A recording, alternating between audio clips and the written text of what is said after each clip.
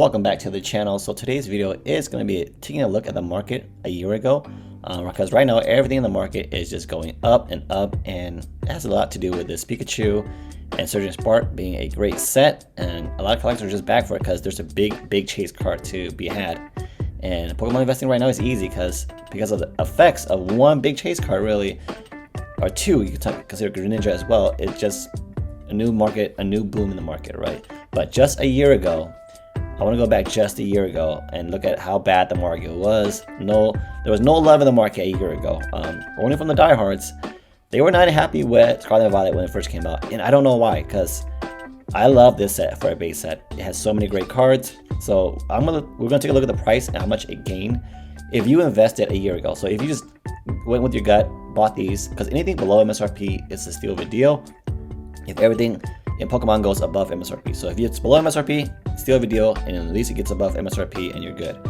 Buy anything right now like the Surging Spark, risky biscuit, just because it can always get a massive reprint, go all the way down to 120, whatever the case, right? Like Vivid Voltage, Battle Styles, Darkness Blaze, anything that was majorly reprinted after a hype period where Pokemon knew we got printed demand, it just takes a long time to recover, right? Those are still in the Pokemon Center website, not out of stock. I believe Darkness Blaze is out of stock now, but you take a Battle Styles, these ones probably have hundreds of thousands of these still at Pokemon Center. I don't know the numbers, but they are still there 4 years later, just because they were printed to demand, and demand left after the hype was gone. So just be careful with buying Surging Spark. I know it's a great set, but I don't know if it's got a set that deserves to be this much yet. You know, over time, yes, but we'll see how it turns out in the long run. But let's go back and look at how much you would have gained if you just bought a booster box and a chase card, right? Just percentage gain wise and all that stuff.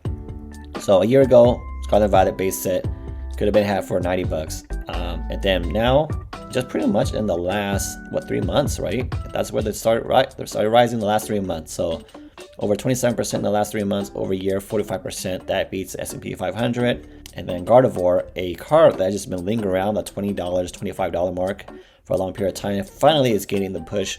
Now, we don't know if this is real demand or just people are just in the market to make a quick buck and it's going to fall back down at some point. But the fact that there's demand for it now, and then the reprint window for a lot of these sets, early part of Scarlet Violet era, right? The first 4 sets, the reprint window is not really needed anymore. But we're going to take a look at the set. I'm going to tell you right now if any of these cards are relevant in the meta. Gardevoir still is, but it's already had a reprint technically in Paldean Fates. So it has a cheaper version. Well, not technically cheaper, but Pokemon Company did a reprint to make the card more available, right? And same along with the Miraidon, which is still a relevant card in the meta, but it's a brand new Pokemon. It's not going to be really that popular. And also it has a gold card in Paldean Fates.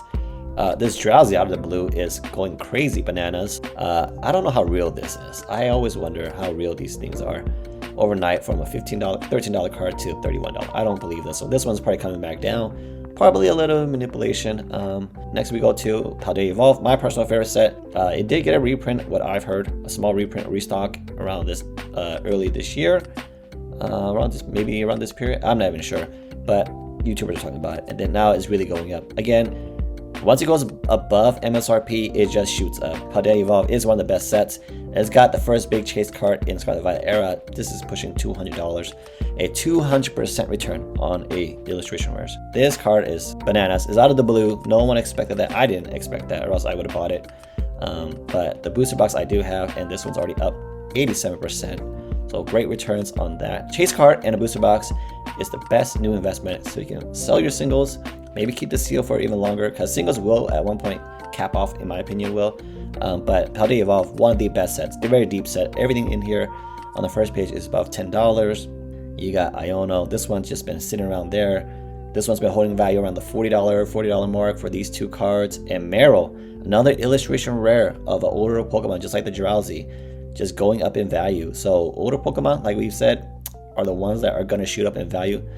We'll see how real this is. Again, when a card triples up in value overnight, not really overnight, but you know, in a quick time period, it doesn't seem really realistic. There's a huge volume right there from $11 and then to $19. So some manipulation, I think, because I don't know why these cards would just jump up all of a sudden. You could have had gradually been buying these at great prices a long time ago. This is one of my personal favorite cards. It was on my list of top 30 best cards. And Obsidian Flames, if you chose to invest in a Charizard set, you're up 47%. I definitely am not a big believer of this set, but we see Darkness Ablaze going up now. Anything with Charizard probably has a chance to go up in value.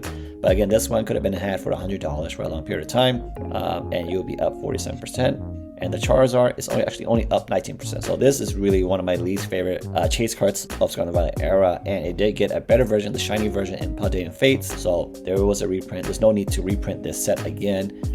Anything in this set is not really needed. Pidgeot, a great mechanic in a lot of decks, but it's only $13. There's really no need to reprint this, and it got its reprint, I believe, in Paldean Fates as well. So a lot of these cards won't get another reprint, in my opinion, or sets won't get reprint. So if the price goes above MSRP, I think this time is for them to go above MSRP, right? So if you buy it now, not financial wise, but if you buy it now, you're probably betting that it will go above MSRP.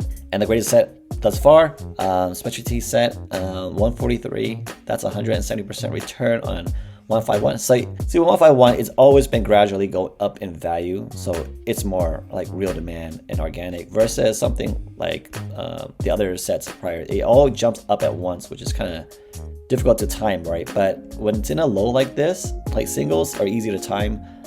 Whenever it's flat like this in a range, just pick it up.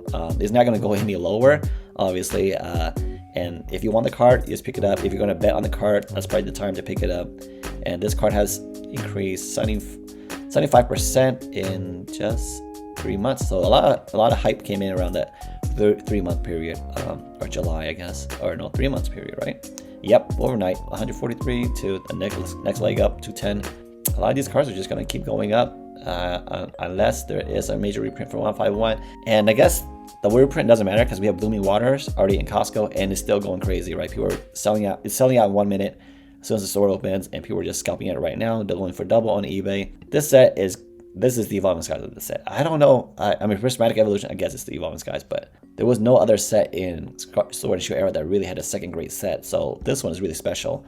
A lot of people are backing it because of this set. Next up, we have Paradox Rift. My second favorite set, I would say, in the first year of Scarlet Violet era. Could have been had. $90, $95. Yeah, it hasn't really moved for a whole year, obviously, right? November is when it came out last year. So very undervalued. But then once it gets going, it gets going. Once people see the money is in whatever product it is, everyone's gonna jump in, right? It's a herd mentality. So just go with your gut, have the knowledge, and bet on something that you think is gonna go up, and just wait for the herd mentality to come into effect. Same thing with a Groudon. My personal favorite card in this set, picked it up right away. But this card was a $25 card, just like the Tyranitar. And now it's the top chase card in the set, $60, $65 right now, and it create a new high. So the demand for this one is real, even though it gave it back a little retracement from the people who maybe try to flip it at that point, and then people want to get back into it because they thought that was the bottom for it, and that's usually the case. They don't go back to the old lows, they just create new lows. So does this set need a reprint? No, I think the reprint window for this one is also shut, just because the meta relevant cards like Roaring Moon got a reprint in Prismatic Evolution or Terrestrial Festival. This one got a reprint, got a reprint. So any card that is meta relevant has gotten a reprint. And so that's how I look at it, as why would they need to reprint this booster box set? It's not expensive, and the reprint window for it is not really going to be needed by the time rotation happens next year. So Sword and Shield era rotation is going to happen soon, first quarter of this year probably, and then next year. So you got a year left to play with these cards. Is this the correct one? Let me see. If it's G, yes, this is G. So this will be rotated out in 2026. So and I already got a second reprint of it. I think these ones at the booster box value, if you believe in it, it's going to go above MSRP soon. It's not far off from being going above MSRP. So Paldean Fates, this one could have been had for very cheap if you look at the value. This one came out early last year, and then it does what it does. It just lingers around for a while until someone speculates, or there's a reason to speculate this card's going to go up in value. Because, like I said, this is the time to buy. Anytime you see a card flatline, just pull the trigger. There's no need to think it's going to go any lower. The most supply is going to be out in the beginning, and then it just trickles to less. So $95 card, $90 card, and in the past 6 months from that point on, a 200% return. That's just insane. Honestly, I'm not a fan of this card just because it's a cute, derpy art style, and that's not for me. I like badass looking cards like the Groudon.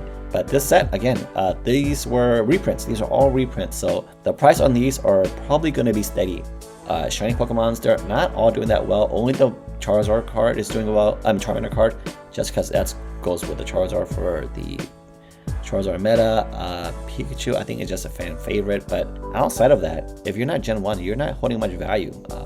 Fan favorite Pokemon. But yeah, I think that baby shinies are all just going to keep building in value because they're very easy to pull. But with specialty sets, they can always get reprinted to the moon just because they're not really always about the meta. All right. And I have Temporal Forces, which is the newest set with the H rotation. So these ones have a chance to have a reprint. So right now at 141, that is a 31% return on your investment. As you can see, there's a good chance you could have bought it at $100. So yep, stays true. Anything at $100, that's still of a deal. Raging Bolt, very meta relevant. So this one again got the reprint treatment because it's a very meta relevant card with Ogerpon. Makes me question, are these sets gonna get reprint? Let's see. This one got a reprint. Iron Crown had a reprint.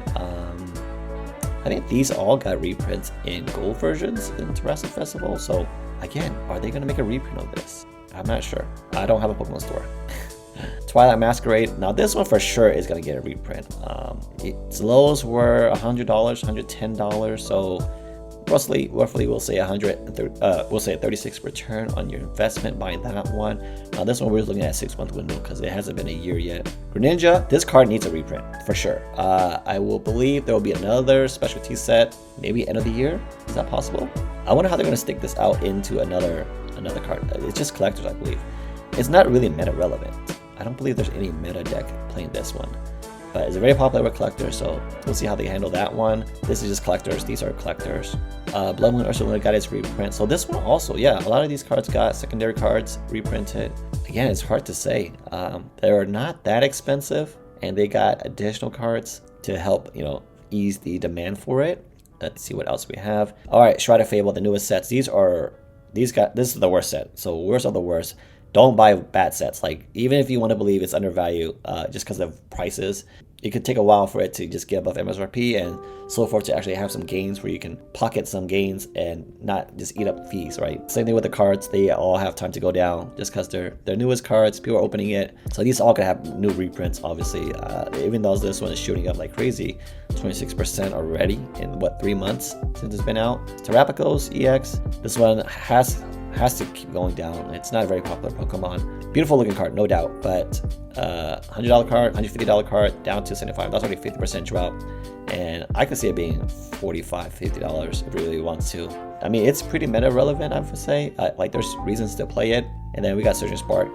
This one is just bananas. 100% return on your money within a month and a half or so after release. And then this Pikachu. Honestly, I see this Pikachu going down. It hasn't really gained anything since its hype period. After that, so after like a couple weeks, November 7th release, we'll say hit this area a week after, and it's just been holding steady. So either more demand is really going to be there for this Pikachu, or Pikachu is going to be left in dust once Prismatic Evolution comes out.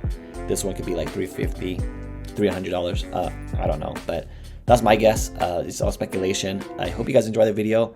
Thank you for watching, and I will catch you guys next time.